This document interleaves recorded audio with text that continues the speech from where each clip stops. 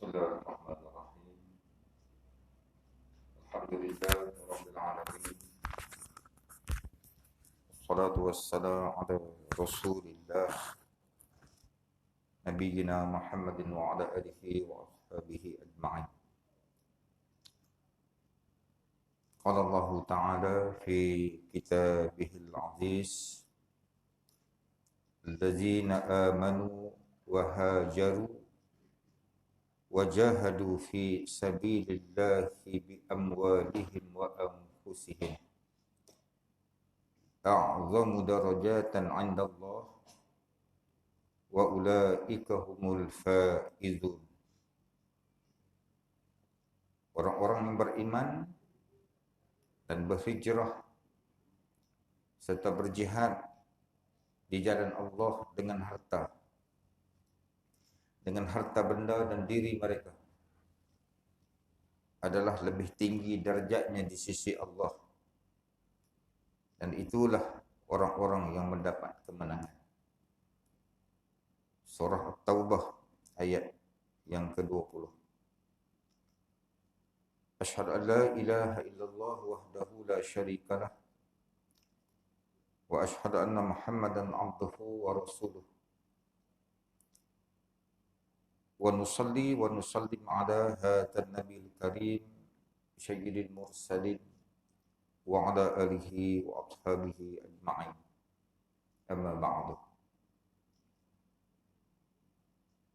Dimuliakan Allah, tuan setiausaha, pengurusi, tuan setiausaha, tuan-tuan pegawai masjid, ahli-ahli jawatan kuasa, bapak-bapak, ibu-ibu, muslimin, muslimat, mudah-mudahan dirahmati Allah Subhanahu wa taala. Insya-Allah pada malam ni bersamaan dengan 1 Muharram tahun 1433 Hijrah. Malam yang mulia ini saya dimohon oleh Tuan Setiausaha Ustaz Salahuddin untuk kita berbincang-bincang, bercakap-cakap tentang ibrah ataupun kita kata apa ibrah, lupa, pengajaran ataupun apa nama, apakah perkara-perkara yang baik yang dapat kita ambil daripada peristiwa hijrah Nabi SAW, yang masyhurnya peristiwa hijrah ini berlaku pada ketika usia Nabi SAW pada umurnya 52 ataupun 53 tahun macam tu. Selepas daripada peristiwa Isra' wal Mi'raj, yang umumnya kita sangat mengetahui kisah Isra' wal Mi'raj ini, ataupun punca ataupun sebab ataupun perkara-perkara yang mendorong terjadinya peristiwa Isra' wal Mi'raj itu kita dah umum sangatlah. Sambutan pun tak pernah miss lagi lah, tiap-tiap tahun memang ada lah peristiwa sambutan Isra' Mi'raj ni.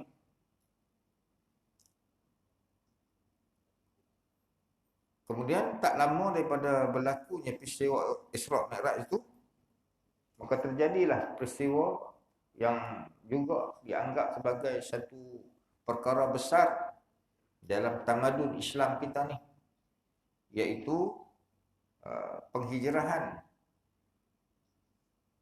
Dah satu orang kata pelarian. Pelarian kok mana gaya tu. Tak apalah tu, nak tak salah layan lah. Kadang-kadang ni Allah Ta'ala nak angkat hijab orang ni, tuan-tuan.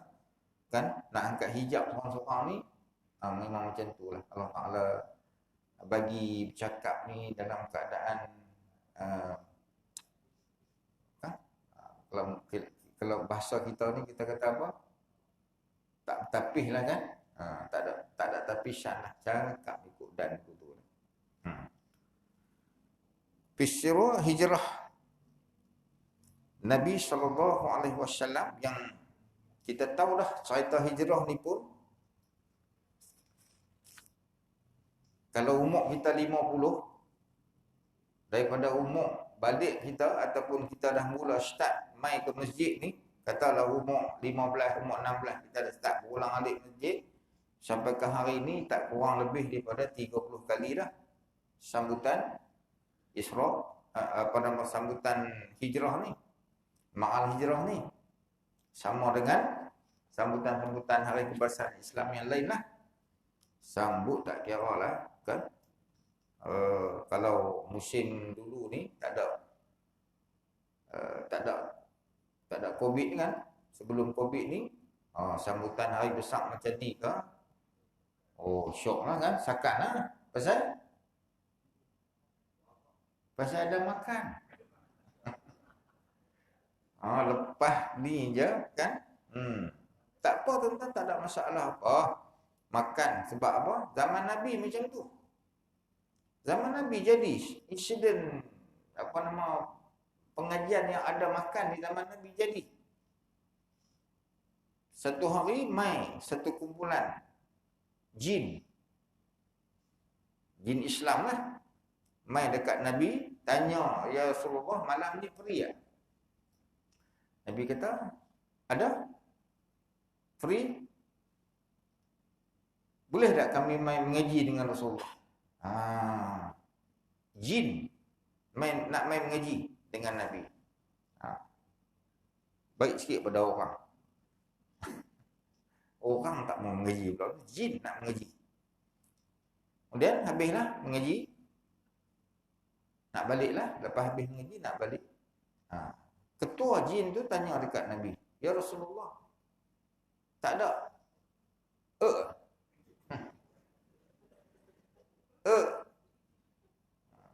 tak ada syuru syabdu.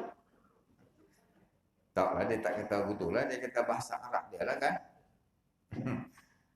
Nabi kata, makanan kamu tulang, Nabi kata. Nampak tuan?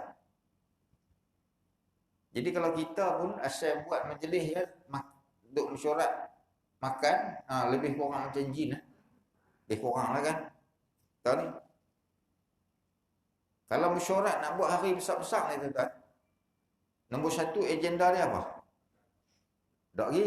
Makan nombor 2. Nombor 1, nak panggil ustaz mana?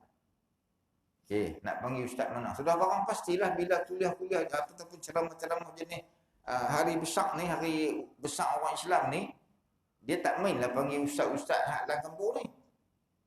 Dia kena panggil tu ustaz-ustaz jauh.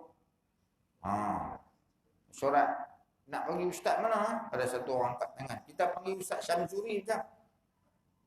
Kau tu kata nak buat minggu depan je. Ingat Ustaz Syamsuri macam Ustaz Usuk tu kan? Ustaz Usuk tu bila panggil dia boleh mai. Ustaz Syamsuri tak boleh. Dia nak ceramah tahun depan, tahun ni kena panggil dah. Tu. Kan? Q. Habis bincang, tanya pula bayaran berapa duit nak bagi. Dalam nak pilih ustaz tu, ustaz ni jangan lu. Ustaz ni dia main cakap 4,000.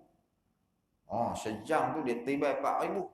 Lepas tu kereta dia pula nak pergi ambil dia turun 4,000. Macam-macam. Tiket 4,000 lagi. Dengan kalau hotel lagi. Tak boleh ustaz ni. Dia telefon saya. Satu hari tu, satu penjara di sebelah utara telefon saya, ustaz, ada ustaz belah sana hak yang harga dia, hak bayar dia boleh tahan sikit. Kata pasal apa? Dok, kami ni nak ambil ustaz ni. Tapi dia habaq mai kat kami pun terkejut lah. Dengan kereta sebiji, dengan macam-macam, dengan 4-5 ribu dia punya tu. Kena bayar dia tu. Ada tak ustaz hak yang belah Taiping, hak yang murah-murah sikit? Bukan murah lah, dia tak kata murah. Yang bayaran tu boleh tahan sikit. Syekh tak boleh? Ada? Itu siapa dia? Ni hadut cakap. Hak ni RM50 pun dia pergi.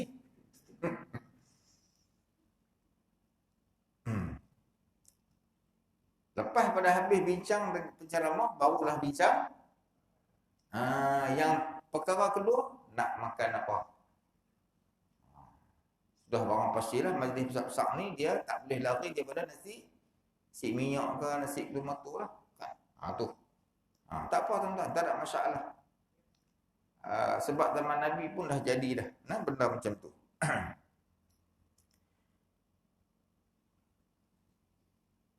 Yang kita dah syakna sangat, yang kita dah faham sangat, perjalanan Isra' wal Mi'raj tu, perjalanan hijrah ni kita dah faham sangat, macamlah peristiwa-peristiwa ataupun hari-hari besar yang lain.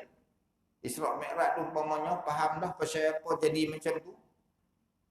Apa nama ni, peristiwa Maulid ataupun kita panggil Maulud Nabi pun kita faham dah pasal apa nama rentetan cerita di sebalik Maulid Nabi ni. Maulid ni pun kita tahu dah. Begitulah juga dengan hijrah ni, sambut kita tak kira. Daripada tahun mana hari tu ni duk sambut dah. Dengan kalau boleh belarak dulu kan, tak kira lah. Kalau Maulid kan, dia belarak. Kampung ni lawan kampung, 3-4 kampung lawan, belarak.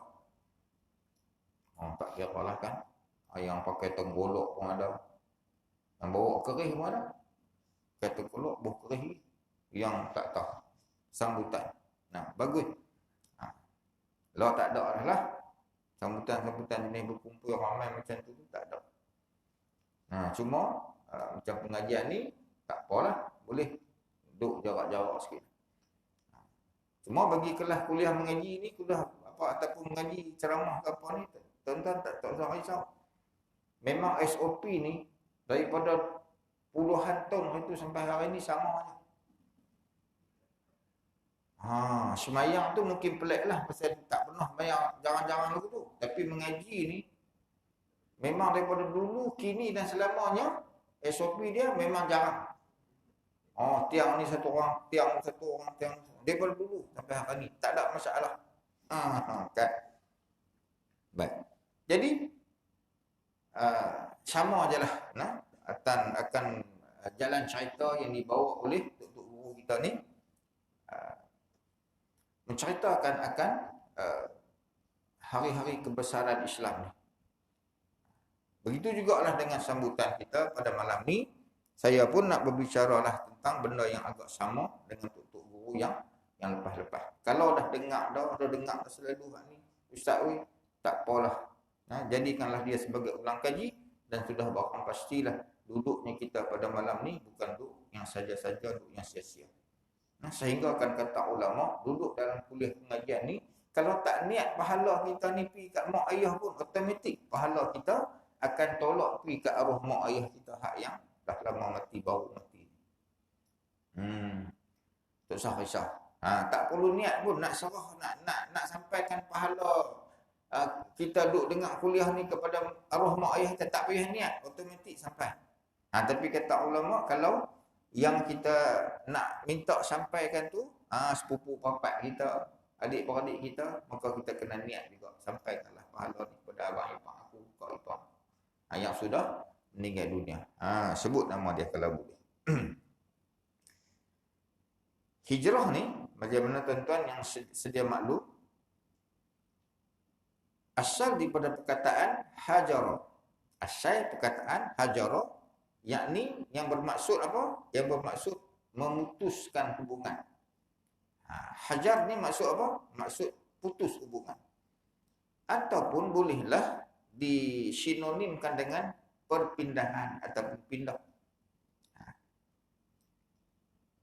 Dalam Quran Allah Ta'ala dah sebut satu ayat dalam surah An-Nisa ayat 34. Ayat tu mula dengan wallati takhafuna nushuzahunna fa'izuhunna wahjuruhunna fil madaji' wadribuhunna.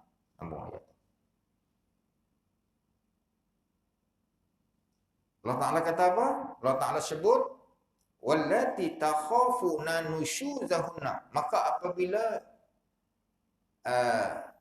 jelas ataupun kelihatan tanda-tanda nusyuz. Nusyuz ni makna apa? Nusyuz ni makna derhaka. Bila tanda derhaka tersalah ataupun nampak tanda-tanda derhaka daripada isteri kita ni,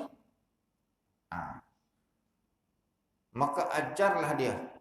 Bila isteri kita ni kita dapat kesan dia ni nampak macam ni macam satu macam punya nampak cengih macam satu macam dengan kita ni kan. Kita balik kerja tu kan, sajalah pergi tengok dia buat kerja dapur, kita pergi Assalamualaikum. Tahun ni bagi salam kat isteri. Assalamualaikum. Tengah tak kata apa. Pergi dekat ni, Assalamualaikum. Dia muka ni tak tahu nak abang muncung dengan apa tak tahu. Kita pun pergi belakang. Assalamualaikum. Tepuk belakang dia. Tepuk. Assalamualaikum. Cih. Dia ketih lagi tu. Ketih. Ketih apa? Belalang kan?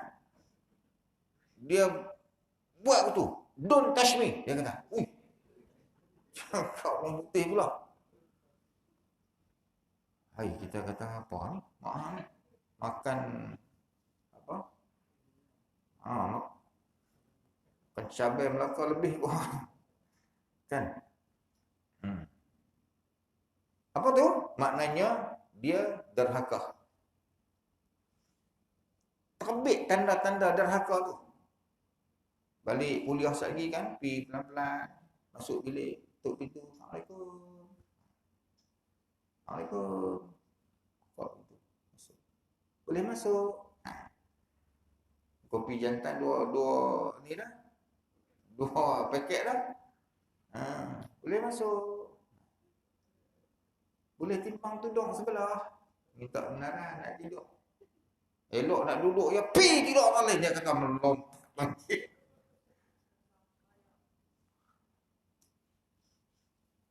Apa tu?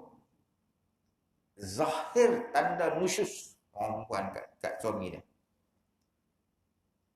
Fa'izuhunna, Allah Ta'ala kata. Maka nak buat macam mana? Buh belakang dengan kayu 3-2. Tak boleh. Ambil ekor pari bagi tengah belakang dia. Oi, tak boleh, berdosa. Apa nama? Smackdown dia. Ada satu kes di Sebarang Jaya, tuan-tuan. Sebarang Jaya. Mana Pulau Pinang kan? Sebarang Jaya. Dalam lift. Allah ni bahaya kan. Allah ni, tapi cerita ni lama lah, bukan baru. Tapi dah ada handphone lah masa tu, dah ada handphone lah. Tak tahu apa cerita, dua-dua orang mereka naik lift, laki isteri ni, suami isteri ni, naik lift, dalam perjalanan turun tu, tak tahu apa, tak tahu, mereka punya clash dalam lift tu, buka lift ni, tengok-tengok isteri ni, terbaring, bukan terbaring, menerak.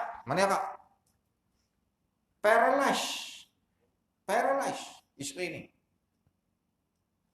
Rupanya ada CCTV. Sudah tangkap gambar mereka ni. Masa dalam lift saat ni, suami dia sudah pukul dia. Dia sudah jatuh menerak tadi ni. Suami satu macam punya naik, siku, pum, atas pinggang dia. Paralyzed. Ish. Apa? Orang macam ni tuan-tuan, apa hukuman sesuai dekat dia?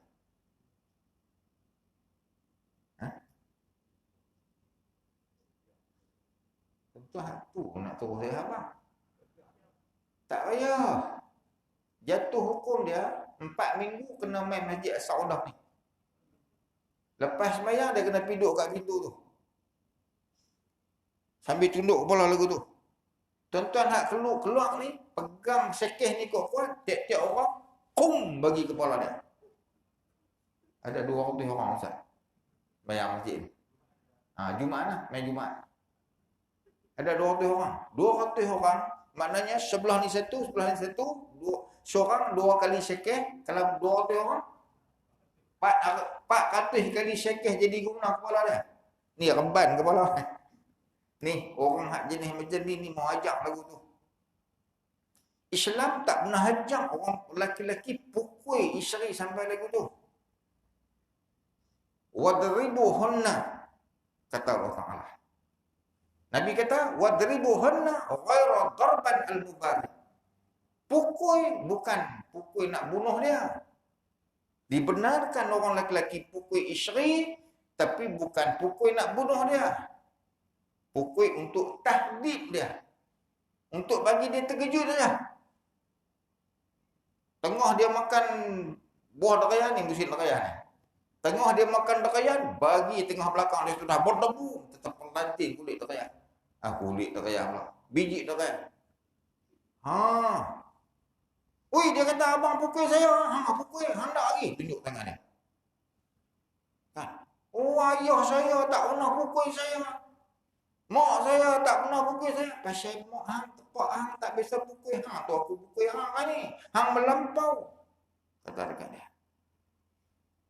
Islam bagi pukul. Tapi pukul yang bukan nak bunuh dia. Cara paling baik sekali Islam tunjuk nak pukul isteri macam mana? Pukul dengan benda yang lembut. Dan pada tempat-tempat nak isi banyak. Ambil kain hak dia duduk pakai tu. Bukan rabut kain dia tu. Sekali duduk rabut kain yang dia duduk pakai pula. Kain batik dia ke apa ke, dia duduk simpan dalam almari tu. Ambil kain tu, tarik sikit, buat wujud macam sup tu. Ketui tu. Bagi dia. Cari paha, cari apa, betih kering, perut betih, bagi. Tapi bagi orang yang salim, orang sejahtera macam kita ni, orang hak kaki mengaji macam kita ni, kalau boleh-boleh, pukul ni, janganlah. Tambah-tambah pula kata ulama, kalau pukul isteri ni boleh menyebabkan dia lagi ketegang. Ada isteri hak jenis lagi tu. Dia pun masa sekolah dulu, dia pun ada belajar taekwondo. Dia pun ada dapat tali pinggang. Black belt color biru. Kita bagi dia, dia sama sort kita bagi tak pasal. Tengok masuk ICU kita. Okey. Yang ayat sambung daripada ayat hak suruh Allah Ta'ala kata apa? Zahir tanda nusyus, maka bagi dia nasihat dia elok. Panggil dia, cerita ni hang ni hari ni hang nusyus dengan aku ni. Hang derhaka dengan aku ni. Yang dengan hang derhaka ni, maka melayakkan hari ni hang untuk tidak terima nafkah. Hang tak boleh makan hari ni, hang tak boleh minum hari ni. Ada nak beli baju kelawar, teringat nak beli baju kelawar kat dia hari ni, pun cancel baju kelawar. Tak beli. Habang kat dia. Step-step dia. Apabila satu orang perempuan khusus. Kadang-kadang orang perempuan ni bila kita duk cakap hak jenis macam tu, jenis lembut-lembut ni, dia lagi naik tocang. Dia tutup pintu, dia kunci terus daripada luar, daripada dalam. Kita wah-wah tidur mana malam ni. Dia kata pi tidur tepi tonggeh tu. Pada muka kita. Jenis orang perempuan. Maka Allah Ta'ala perintah kita supaya wahjuruhunna fil madaji'. Allah Ta'ala kata apa? Pisahkan mereka di tempat tidur. Wahjuruhunna. Asal perkataan apa tadi? Hajarah tadi. Pisahkan dia daripada tempat tidur. Itu Islam suruh. Bagi nasihat kat dia elok-elok, dia tak mau dengar. Okey, malam ni mak hang tidur dalam bilik, aku tidur dengan orang atas sofa. Dia padam muka aku. Tidur luang ke, dia syok lah. Kadang-kadang perempuan ni, sebagian perempuan ni, dia boleh tidur asin dengan suami dia syok. Oh, dia duduk dalam bilik dia, yes. Biar lipan bawah ketik hang, dia kata.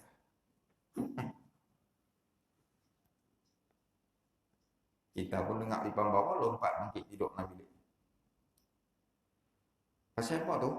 Dia suruh pisahkan tu sebab adalah kebaikan dia. Allah Ta'ala suruh tu adalah kelebihan dia, adalah kebaikan dia. Pukul orang Ustaz, pukul orang. Tu dia Ni makna orang tak habis lagi ni. Untung Ustaz, tuan-tuan. Ustaz musim PKP ni kalau ceramah untung 45 minit balik. Kan? Saji sampai kerah je. 45 minit. Zaman dulu tu dia. Pukul 10 habis. Hijrah. Baik, saya pendekkan. Maknanya apa? Hijrah tu makna apa? Maknanya hajarah tadi maknanya putus hubungan ataupun pindah ataupun pisahkan. Syekh Raqib Al-Isfahani, satu orang fakar leksiografi Al-Quran. Yakni ilmu bahasa Arab lah yang mempelajari tentang teknik penyusunan kamus tu, leksiografi tu. Dalam bukunya menulis akan istilah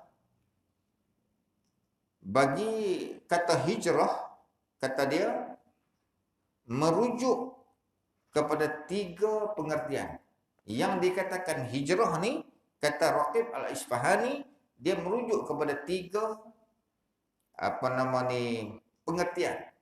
Iaitu kata dia yang pertama, hijrah itu ialah meninggalkan negeri yang berpenduduk kafir kepada negeri yang berpenduduk muslim. Sama seperti hijrah Nabi Muhammad sallallahu alaihi wasallam daripada Mekah ke Madinah. Pengertian hijrah yang pertama, kata dia meninggalkan negeri yang berpenduduk yang kafir kepada negeri yang penduduk Islam. Berdasarkan apa yang disebut oleh Allah Subhanahu wa taala dalam surah Ali Imran ayat 195. Kata Allah, "Falladzina hajaru wa ukhriju min diyarihim wa udhu fi sabili wa qatalu wa qutilu la ukaffiranna anhum sayyi'atihim wa la ukhilannahum jannatin tajri min tahtihal anhar sawaban min 'indillahi wallahu 'indahu husnus sawab." Sadaqallahul azim. Maka orang-orang yang berhijrah, kata Allah, yang diusir daripada kampung halamannya, yang disakiti pada jalannya, yang berperang dan yang terbunuh, pasti akan aku hapus kesalahan mereka dan pasti aku masukkan mereka ke dalam surga yang mengalir di bawahnya sungai-sungai sebagai pahala dari Allah. Di sisi Allah ada pahala yang baik. Hijrah yang sama macam zaman Nabi sallallahu alaihi wasallam Allah Taala rakam dalam Quran. Namun hijrah bentuk macam ni, kita ni tak ada lah. Tak ada dah hijrah bentuk macam ni. Yang meninggalkan negeri yang negeri Islam tadi ni, negeri kafir tadi ni, menuju kepada negeri yang Muslim. Ketika mana di Madinah, walaupun Nabi lahir di Madinah, tetapi tuan-tuan pun dah maklum sangatlah berkenaan dengan orang-orang lama, otai-otai yang ada di Mekah masa itu. Kumpulan-kumpulan puak-puak jahiliah yang sangat kuat menentang akan agama yang dibawa oleh Nabi Muhammad SAW, yakni agama Islam kita. Berbagai-bagai perkara yang dilakukan sehingga akan menyebabkan Nabi SAW menerima perintah daripada Allah Subhanahu Wa Taala untuk keluar daripada negeri Mekah, untuk yang kebanyakan penduduknya masa itu majoriti kafir. Sepanjang 13 tahun Nabi SAW berada di Mekah, tak kurang lebih hanya dapat lebih kurang 85 orang saja. Daripada beribu-ribu penduduk tu, dapat hanya 85 orang ke 90 orang. 13 tahun Nabi dakwah. Satu jumlah yang sangat kecil, yang sudah barang pastilah bila kita jadi minoriti, maka kita tak boleh nak menguatkuasakan satu pun peraturan, tak boleh. Macam kita dalam kampung ni lah. Macam kita dalam kampung ni. Kita nak boikot orang yang tak mau main masjid. Kita pun buat mesyuarat, okey, rumah ni tak mau main masjid, orang ni tak mau masjid, rumah tu okey. Kita boikot dia bah. Kalau ada kematian, ada sakit demam, orang masjid jangan pergi, kita kata. Dia nak buat tahlil, dia nak buat apa, orang masjid tak mau pergi. Sudah barang pastilah kita tidak akan berjaya. Pasal apa? Pasal kita minoriti. Nak main masjid ni sikit. Sedangkan orang yang tak main masjid ni sangat banyak. Jadi satu kes tempat kami tu, dia ni di satu taman, dia tak pernah main masjid langsung. Surau, masa tu surau, sekarang dah jadi masjid. Sampaikan bila orang duk pergi kumpulan petugas yang duk pergi ke lorong-lorong tiap-tiap bulan ni ada kutip, orang panggil apa? Kutip duit tabung surau ni. Sampai pergi rumah dia, dia kata saya tak mau pergi. Dia pun kata, hang dah tak mau, tak pergi masjid, orang kutip dalam rumah tak pergi. Esok ni jadi apa-apa kat hang esok ni, macam mana kalau orang tak mau main?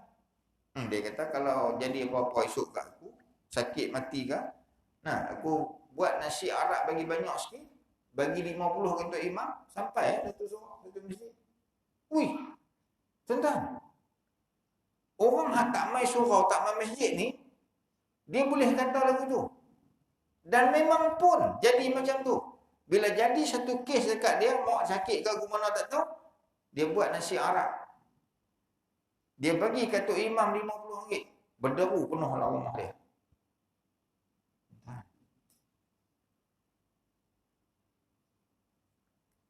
Hari ni kita kata zahiriah atau fenomena yang hari ni kalau kita orang masjid ni, kita nak pergi pulau orang tak mau main masjid, depa pulau kita boleh. Pasal apa? Pasal depa majoriti. Nak macam bila kita nak pulau depa pula? Tunggu kita ada kekuatan esok ni.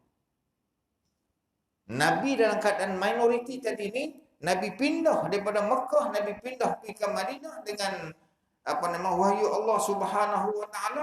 Nabi buat apa sana? Nabi bina satu kuasa Islam yang besar. Kemudian Nabi patah balik pada tahun yang ke-9 ataupun tahun yang ke-8 hijrah Nabi itu, Nabi patah balik mai setelah kekuatan dikumpulkan, Nabi patah balik mai dalam peristiwa Futuh Mekah tu, Nabi mai balik. Nabi nak tawan balik Mekah ni, Nabi mai dengan tak kurang lebih masa tu 80,000 kekuatan tentera. Nabi mai balik 80,000. Dalam perjalanan Nabi mai tu, ada kampung-kampung kecil-kecil yang keliling ni, mereka pun ikut join juga dengan Nabi, sehingga kan kekuatan tu jadi sampai 100,000 orang Islam masa tu duk berjalan kaki mai. Tak ada lah, tak kata betul lah. Saya gila kata macam Ali Baba 40 jemu pula. Nabi patah balik ni, labbaik Allahumma labbaik, labbaik la syarika lak labbaik, innal hamda, sepanjang jalan tuan-tuan, 100,000 orang punya duk khayal lagu tu. Nuh, Abu Sufyan terkencing dan seluar tu ya. Isteri Abu Sufyan ketak lutut. Tu dengar suaranya. Masa tu apabila kita sudah ada kekuatan, maka Nabi sallallahu alaihi wasallam pernah pulau orang yang tak mau ikut dalam perang Tabuk. Ada 3 orang tak salah saya yang bagi alasan, Ka'ab di antaranya, yang bagi alasan tak mau ikut perjuangan Islam, nak menegakkan Islam, depa tak mau ikut, bagi alasan macam Nabi pulau depa. Pasal apa? Nabi berani pulau? Pasal kita sudah ada majority. Islam sudah kuat. Nabi pulau Ka'ab 50 hari, 50 malam pulau. Sehingga kan kalau dia bagi salam, Nabi tak jawab. Dia tengah duduk ada situ, Nabi pun tak bagi salam kat dia. Sehingga kan dia nak makan, dia mau makan, Nabi tengok dia, Nabi angkat kaki pi. Sehingga kan Nabi kata pisahkan Ka'ab dengan isteri dia. Bukan maksud bercerai lah. Pasal apa Islam boleh buat begitu? Pasal Islam sudah ada kuasa. Penting tuan-tuan. Penting. Dalam kita nak menaikkan, kita nak bagi Islam jadi satu agama yang orang takut, yang orang segan, kekuatan nombor 1. Islam kena bagi ramai. Kalau setakat macam ni kita tuan-tuan, baru ada tak lebih kurang pada 250 ni lah. Ustaz tulis tadi 250. Lebih kurang 250 lah, campur dengan kasut, dengan kaitan. Tuan-tuan, kalau ini kekuatan kita tak boleh menang ni. Bukan kata maksudnya tuan-tuan di sini kekuatan lah, ada kuat, ada ramai lah ni. Pasal kampung pun tak besar lah kan. Kita ambil satu contoh negara yang besar macam Malaysia ni, kata 32 orang penduduk, 32 juta penduduk. Pasal apa kita tak boleh nak menegakkan lagi hukum Islam, tak boleh menegak lagi syariat Islam, undang-undang peraturan. Pasal apa? Pasal kita masih minoriti. Kita tak kuat lagi.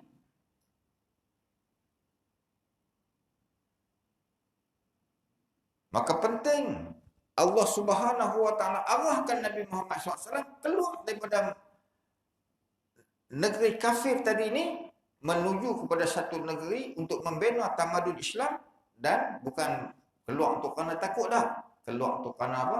Kerana nak menghimpun kekuatan ataupun nak mengumpulkan kekuatan. Yang keduanya kata Raqib Al-Isfahani, hijrah dengan maksud 3 pengertian tadi. Yang keduanya ialah meninggalkan syahwat, akhlak yang buruk. Yang ni hak yang kita nak ambil konsep itu ke dalam kehidupan kita hari ini, iaitu meninggalkan syahwat, akhlak yang buruk dan dosa-dosa menuju kebaikan yang diperintahkan oleh Allah Subhanahu wa taala. Kata Nabi sallallahu alaihi wasallam dalam hadis yang diriwayatkan oleh Imam Al-Bukhari, wal muhajir man hajara ma nahallahu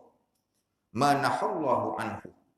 Dan muhajir, kata Nabi, yakni orang-orang yang berhijrah adalah orang yang meninggalkan apa yang dilarang oleh Allah. Kenapa Nabi kata hijrah hak jenis keluar daripada negeri ini pergi kepada negeri lain? Nabi kata dalam hadis yang diriwayatkan oleh Ibn Abbas, kata dia, la hijrata ba'dal fath walakin jihada wa hiyyata. Tiada hijrah lagi selepas daripada pembukaan kota Mekah. Sebaliknya jihad dan niat. Jihad dengan niat. Maknanya kita nak dapat juga hijrah macam mana Nabi dapat, macam mana sahabat dapat. Tak mungkinlah, sebab Nabi kita tak ada dah hijrah lepas pada pembukaan kota Mekah. Maka yang ada pada kita hijrah apa? Hijrah niat. Hijrah niat. Walaupun kita tahu tak mungkin kita dapat, tapi kita juga bercita-cita Ha, tu kan. Hak jadi dekat Palestin hari tu. Berapa ramai orang kampung Jemaah ni pergi kan? Tak kan? Ustaz mesti tahunya kan. Pasal dia mesti lapor dekat apa? Dekat ni kan. Ketua dulu. Berapa ramai tuan-tuan angkat tangan? Tengok kesopan. Bercita-cita tak boleh dapat. Macam mana hak Nabi dapat. Tapi kita cita-cita. Dapat peluang, aku nak pi. Ada duit, aku nak pi. Habis koman tak ada duit, hantar duit. Nak pi tak boleh. Ada duit, tapi tak pi tak boleh. Ada halangan dan sebagainya. Hantar duit lah. Ha, ini tabung Palestin lalu ya, dan nak lena. Duk cegih elok ni, duk cegih elok. Imam pula baca khutbah kopung, duk cegih elok kan. Tiba-tiba, sini tabung lalu ke orang lalu? Kat sini, tabung ke orang bawa? Oh, tabung kat luar bagi. Lagi tak buh lah. Kan? Saya walaupun kalau kita tengok kitab-kitab muktabar ulama-ulama dia kata apa? Kalau kita buat contohnya macam kita buh dalam tabung apa tung lalu tu, kita buh dalam tabung tu, dia kata habis pada Jumaat tu. Lara. Habis pada Jumaat tu. Pasal imam sedang berkhutbah. Kalau imam sedang berkhutbah. Tapi kalau imam tak berkhutbah, kan? Sebelum imam khutbah tu jalan tengok. Hantar tung tu. Ataupun lepas Assalamualaikum jalan tung tu. Kan hak tabung luar lah. Pasal apa? Kalau buh tabung luar tu orang tak tengok dia buh, tobat dia nak buh. Orang tak tengok. Kan ada satu orang. Kan kawan baru dapat air citera 1,000 lah. Dah dapat banyaklah 10,000 tapi dia bagi sebulan 1,000. Duit penuh dalam duit susun. Penuh. Tabung lalu. Dia pun memang nak bagi suruh. Ambil pulang, buka. Tengok-tengok 100 semua. Semua 100. Alamak, dia kata 100 lah. Nanti tu tak jadi, simpan balik. Tabung pun lepas pas bayar dia tolak kat kawan sebelah tidak. Tabung tak bergerak, duduk orang tu. Tiba-tiba satu orang sudah tepuk belakang dia. Duduk belakang, tertepuk belakang dia. Syah. Dia pun tengok. Kau tu bagi dia 100. Dia pun amboi, aku tak syak nak bagi 100 pun rasa tak gamak, hang bagi 100. Buat tangan macam tu buat orang tu. Ambil duit, buat tangan gitu, buh dalam tabung. Kawan tu kata, "Hai, duit hang tu." Duit aku? Lah tadi hang cabut duit tadi duit 100 jatuh. Kawan tu pun ambil. So nak bagi kat dia, dia duk ingat kawan tu suruh masuk tabung. Dia masuk tabung, elok kawan hak sebelah hak tidur tadi jaga. Tolak duit bi. Takkan nak, takkan begitu kan? Allah, kedekut di hidung mesin kan. Tuan-tuan kalau tak percaya, tabung lalu lagi. Lalulah. Buka tengok, kita nak tengok lah. Duit RM1 ke duit 100 dalam tu? Duit RM1 ke duit 100 dalam tu? Tak ada buka tengok, tak ada. Duit RM1 dengan duit 100 tu berkeli sedia. Duk berkeli sedia dalam beg duit. Duit 100 kata kat duit RM1. RM1. Hang dengan aku agak-agak siapa yang tuan kita sayang siapa? Duit 100 kata kat RM1. RM1 kata aku lah. Pasal aku color cantik, warna biru. Hang ungu mah, ungu. 100 kata akulah tuan kita sayang. Hang tengok ni color satu macam yang cantik. Duit RM1 kata tak apa, nanti hang tunggu sekejap, hitung lalu lagi, tabung lalu lagi. Hang tengok tuan kita pilih siapa? Tuan kita pilih hang ke pilih aku? Kalau tuan kita pilih aku, mana dia sayang aku? Kalau dia pilih hang, mana dia sayang hang? Tabung pun lalu. Kita pilih mana? Hak RM1 kan RM100. Ha. Duit RM1 kata bye-bye. Tuan sayang kat aku. Tuan buka tengok. Allah. Dah tak boleh pergi tuan-tuan. Hantarlah duit. Kan? Oh, kalau takbir ni kau tak dan. Ustaz dah kata Allah pun dia tepuk meja orang. Allah. Punya semangat kan? Cerita pasal duit, jahanam habis. Dan yang ketiganya, sempat yang ketiga saja. Dia kata hijrah yang berbentuk mujahadah an-nafs atau menundukkan hawa nafsu untuk mencapai kemanusiaan yang hakiki. Ya ni tuan-tuan. Tuan-tuan boleh dapat hijrah jenis macam ni. Hijrah apa? Hijrah perang dengan hawa nafsu ni. Allah. Innan nafsa la amarata bisu. Sesungguhnya nafsu itu selalu akan mendorong kita untuk melakukan kejahatan. Surah Yusuf ayat yang ke-53. Susah. Jihad nak perang hawa nafsu ni ataupun hijrah nak berhijrah daripada satu nafsu kepada satu nafsu ni tuan-tuan. Cakap senang. Tapi nak buat ni satu benda yang sangat susah. Kalau tuan-tuan pergi tengok kitab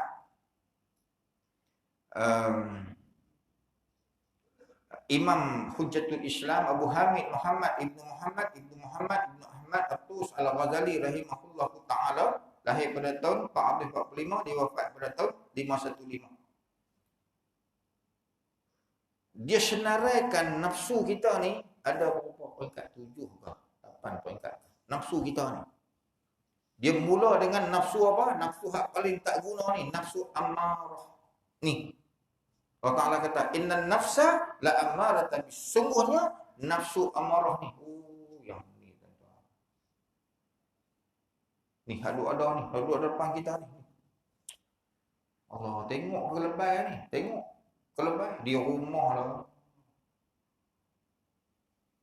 Macam Jeneral Noreika. Cengeng apa-apa dia tak tahu. Nak pergi hajar cari baju. Mana baju aku? Mbak kita ada almari, serika siap lah. Buka almari tengok. Mana ada? Mai. Pakai tangan mai. Tengok. Buta biji kata. Mana? Isteri kata lah, semalam saya serika 5 helai habis dekat. Mana ada? Kalau ada tak mana? Tunjuk kat isteri. Isteri kata tak apa, saya serika lain. Isteri pun ambil baju, ambil tu apa? Serika tu panggil apa? Tempat serika tu lah. Apa? Iron board. Isteri ambil iron board, ambil serika. Dia tandang iron board tu. Berdebu. Tak payah buat. Hangat. Orang potong kereta dia. Dia kata, hang kancil dia, hang potong aku. Honda Civic aku. Kancil hang potong aku. Kita pun tukar apa. Masuk sebiji padi nama dia. Masuk tu, bonet belakang tu sikit lagi sebiji padi nak kena dengan bampu depan dia. Baru hang tahu. Nafsu apa ni? Amarah. Ni duk main masjid ni, duk dengar ustaz mengajar, duk tilik kitab, duk baca Quran ni, sikit-sikit duk buat perubahan ni, hijrah daripada amarah ni, dia naik sikit taraf. Nombor 2, lawamah. Tapi hak tu. Sampai hak tu, tuan-tuan, hak ke-7 jadi 9,5. Jadi, saya berhenti dulu. Nanti sambung pula kuliah-kuliah hak lain. Lepas tu dia naik kepada mulhamah. Masa tu tuan-tuan, orang potong kereta kita syiah masuk pun. Selamat jalan. Dah ada perubahan tu. Jaga lagi, semayang sunat banyak, puasa sunat banyak, buat kebaikan lagi, sedekah banyak. Dia naik satu tahap lagi. Dia panggil tahap nafsu mutmainnah. Sampai peringkat ni tuan-tuan. Allah Ta'ala sebut dalam Quran, ya ayyatuhan nafsul mutmainnah irji'i ila rabbiki radiyatan mardiyah fadkhuli fi ibadi wadkhuli jannah. Kita hijrah daripada amarah pi lawamah pi mulhamah pi mutmainnah, tuan-tuan. Kalau sampai peringkat ni penghijrahan kita cantik. Allah Ta'ala welcome kita. Allah Ta'ala panggil kita. Allah Ta'ala kata, wahai orang manusia yang mempunyai jiwa yang tenang. Mutmainnah, jiwa tenang.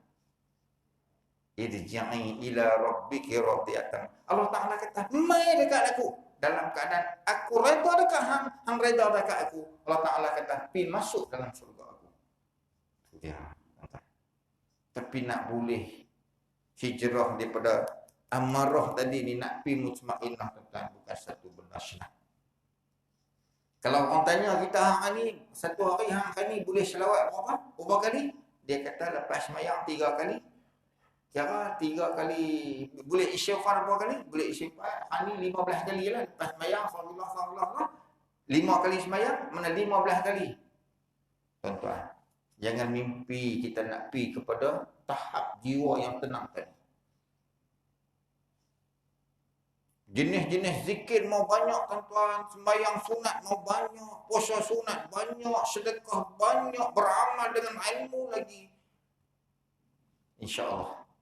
Dengan mujahadah yang kita yang kuat ni. Walladzina jahadu fina lanahdiyannahum subulana. Allah kata apa? Barang siapa yang bersungguh-sungguh nak ada perubahan dalam diri dia. Nak menaikkan agama Islam ni.